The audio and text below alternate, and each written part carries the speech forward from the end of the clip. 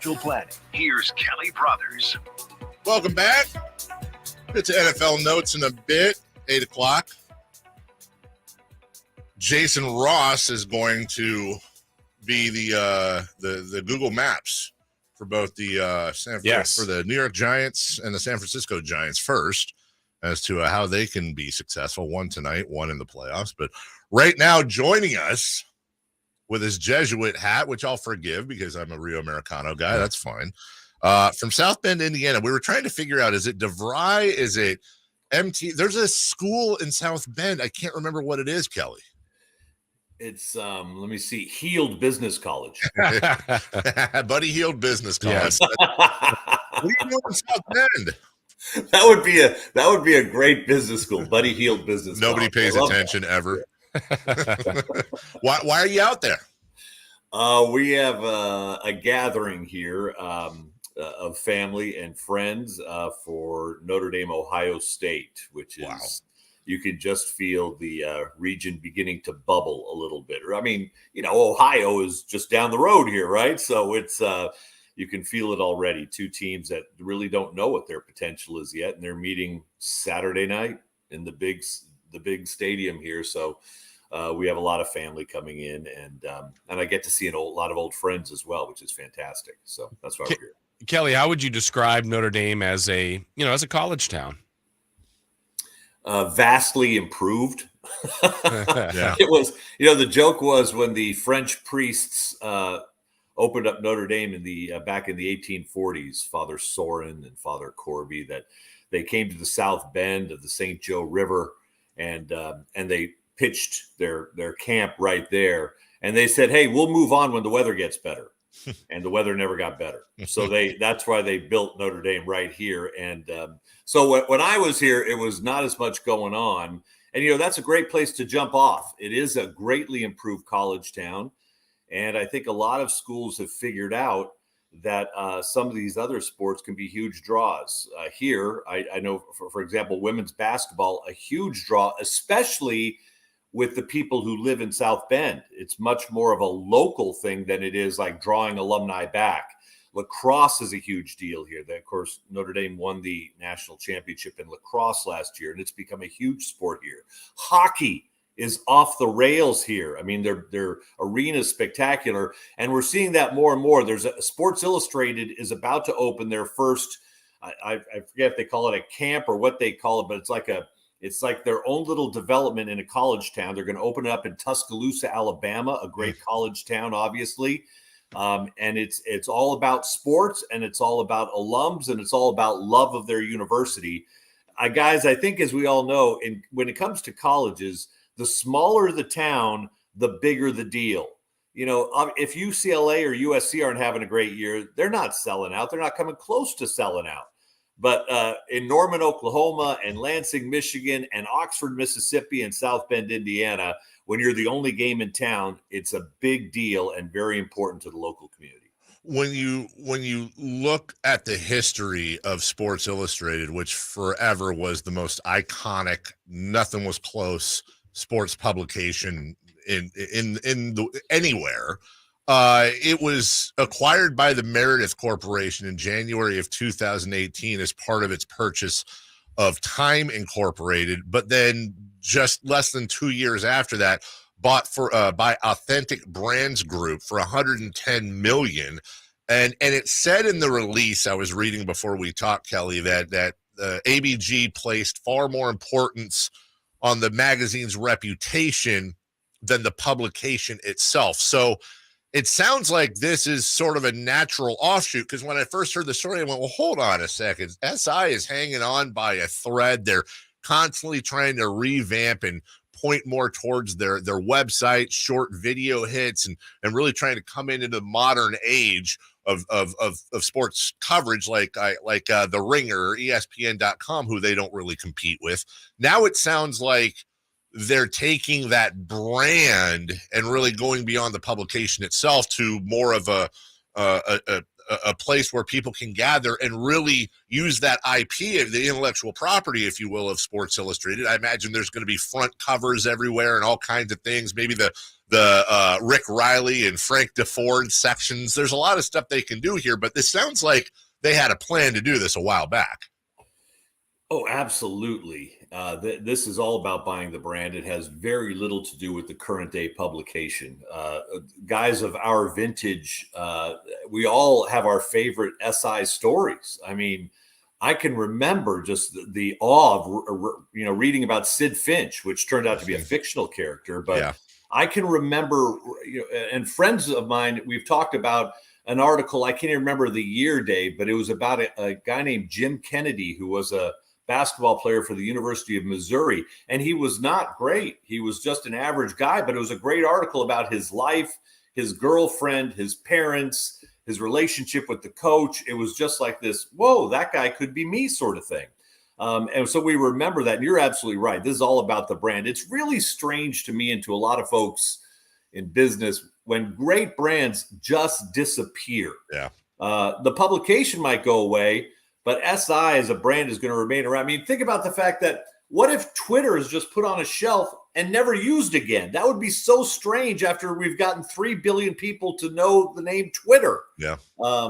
Locally, the Sleep Train, one of the greatest brands ever, kind of put on a shelf as well. So, there are people out there and companies out there who are looking just to revive and take advantage of brand loyalty that goes well beyond whatever their core business was. Well, would that tie into, Kelly, to Coors Light, trying to get back into the Super Bowl and everyone seeing them there? They're going for the jugular, aren't they? Which is, I think it's a great move. Yeah, Coors Light is going to be back in the Super Bowl. By the way, think of the pressure, guys, when they go to their video producer, their spot producer, and say, we're buying a spot in the Super Bowl. We need 60 seconds. What? I mean, that's like be good. You got to produce a movie to do that, right? Yeah. And you can't just trot out Clydesdales. So, but obviously the marketing fiasco with Dylan Mulvaney and Bud Light has opened a door for other beers. And I think some people were surprised to hear that Modelo is number one now, but absolutely Miller Lite and Coors Light have moved up the list. And I think Coors Light is like, and they, before this, they had a lot of, I think, an extra 100 million. They made their distributors very happy. An extra 100 million in advertising for the fourth quarter of this year. That means football. That means if you're advertising in the fourth quarter at that amount, you're talking football. And but they're also going to extend that into next year and the Super Bowl. So I think Coors Light is going for the jugular.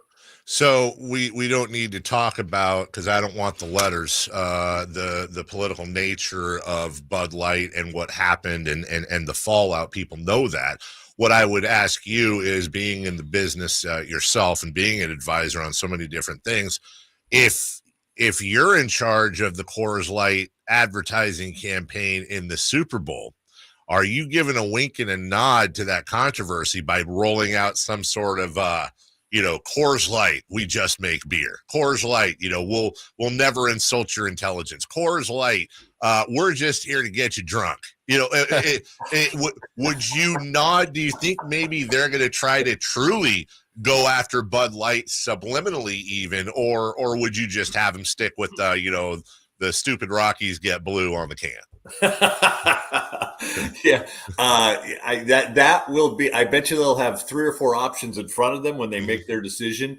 1 or 2 will with a wink and a nod to the controversy, no doubt about it. But bottom line here is you just got to know your customer. This case will be discussed in business schools for decades to come. And you probably just shouldn't have a 37-year-old Harvard grad who lives on Central Park making unchecked decisions about a brand that's not their audience. So, but I would expect Coors Light to stay away from the controversy and just present themselves as an alternative for those who, for whatever reason, don't have an interest in Bud Light anymore. Kelly, Dave and I were talking the other day, and we played the new Monday Night Football theme song, the cover basically of In the Air Tonight by Phil Collins. One, did you like the song, and what do you think the impact of this will be? Will they get what they want out of this? Guys, I'm blown away by the fact, whether I go into a bar here or whether it's Monday Night Football or different ads, I'm just blown away by the fact that in 2023, I'm still hearing the music of the 1980s Sure. over and over and over again, which shows the greatness of the era is the way I choose to think about it. No, I did like it. You know what? I thought I wasn't going to like it, mainly because when you try to pull different genres into one song, all in the name of inclusivity or hitting as many different points of your audience as you possibly can, that usually doesn't work. But for whatever reason, it worked this time. And I think, to me, it's interesting, too, that Chris Stapleton just knocked it out of the park on his national anthem back last year. And I think that's what set him up for this gig. I tried to find out. I could not find it, I'll admit. But I would love to know what Phil Collins gets for the usage of his song, or what they paid him for the rights to the song. But overall, I thought they executed it pretty darn well. Well, and Chris Stapleton, we were talking about this yesterday, could sing the phone book, and it's absolutely compelling. And when you look at, ESPN, ABC properties using Post Malone's "Give Me Something Real" as their anthem for college football this year, now you tie it in with Chris Stapleton, Carlos Santana's daughter on drums, Snoop Dogg. You talk about the inclusivity, and that's a term that's often used politically, but really from an advertising standpoint, it does seem that, look, we grew up and you knew who was in the production booth. If you're in the, 2000s and Bruce Springsteen's bringing you back versus now you hear Pearl Jam, you hear Red Hot Chili Peppers. And a lot of times day-to-day games, those, again, if you're watching a Seahawks game in Seattle, you're going to hear a Pearl Jam or an Alice in Chains song, et cetera, et cetera. They'll give a nod to that. But it does seem, going back to what you said earlier, Kelly, about IP and branding, and you use Twitter as an example, the Monday Night Football theme, the classic Monday Night Football theme, is arguably the most iconic theme in the history of sport. So there's a tightrope, it seems, between sticking with what works, but also updating, and it seems like they hit it out of the park there. No, they did. And well-produced, big songs. I mean, it just makes it feel like an event. It's not just another game. I was never a Hank Williams Jr. fan. Mm-hmm. I love that. I'm not a huge Carrie Underwood fan. I love her intro to Sunday Night Football. So they've just, a lot of these networks have discovered that we can turn this from a game into an event. And that's what they have done. Guys, quick small town story I'll relay to you. I was thinking about one of the first games I covered.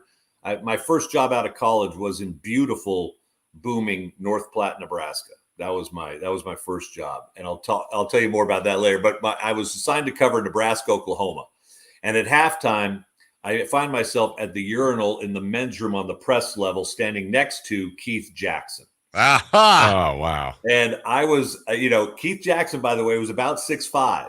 He was not a small man. And he's standing there, and I'm going, oh, my God, I'm standing next to Keith Jackson. And I got to say something. So I said to him, heck of a first half, huh, Keith? And he looked at me, and he said, it's a dandy. Nice. You got a dandy in the John with Keith Jackson. Yes. That is fantastic. I wish I had saved it. It would be my ringtone today. Yes. Look, as a former 2-year resident of La Vista, Nebraska, just outside Omaha near Papillion, if I'm correct, North Platte is about 3.5 hours from Lincoln. So that was quite the jog for you. Oh, North Platte is in the middle of nowhere. It's no Kearney. Yeah, it's a great stop on 80 when you're driving through Nebraska. But no, it isn't. But, talk about a town that just, literally downtown would shut down in Lincoln when a Nebraska game was on. Everything was on that. Downtowns in North Platte and everywhere else were shut down as well. They didn't want to be open. So it was religion in Nebraska. The big red flag out front, right next to the American flag with the big white N for Nebraska. The smell of barbecue in the air every Sunday morning at about 8 a.m. There's very few places out here like that. So I wish everybody could experience that. Do we have 1 minute or no? Are we done? We actually were a minute over, Kelly. All right. We'll save it for next time, guys. Great to see you. Always appreciate you. Have fun out there in that small college town, South Bend, Indiana, and safe travels back. Thanks a million, guys. See you All right. next week. Thank Take you. care. You too. That is Kelly Brothers. Way late for a break. When we come back, we've got NFL notes, including Justin Fields throwing his coaches under the bus and then going, uh-oh, and then trying to get out of the sack. We'll explain that next. It's Whitey